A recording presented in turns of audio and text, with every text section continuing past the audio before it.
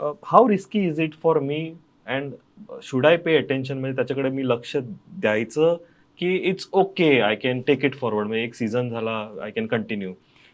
काही जणांना सर्दी खोकला झाला की ते अंगावरती काढतात, त्यांचा तो बराही होतो एक हो. 4-5 दिवस गेल्यानंतर.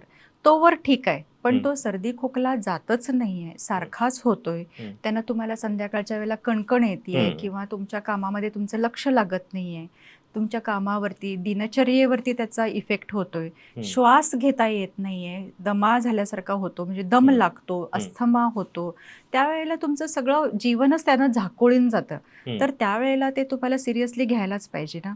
मग ओके. तेवढं होईपर्यंत थांबण्यापेक्षा वेन हम्म, it is in the primary stage, हम्म. त्याच वेळेला त्याचा अटकाव करणं फार गरजेचं आहे. बट आपण एम आय, मला जर एलर्जी आहे तर एम आय ॲट रिस्क, आणि ती रिस्क रिस्क रिस्क क्वोशंट काय आहे?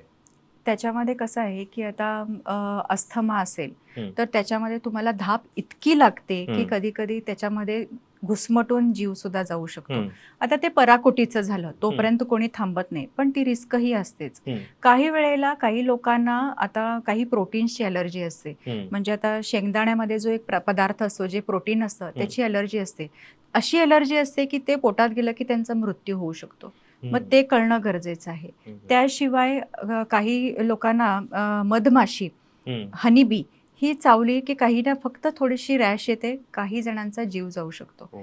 तर ही जी ॲलर्जी आहे ही कुठल्या स्टेजमध्ये आहे हे ओळखणं फार गरजेचं आहे.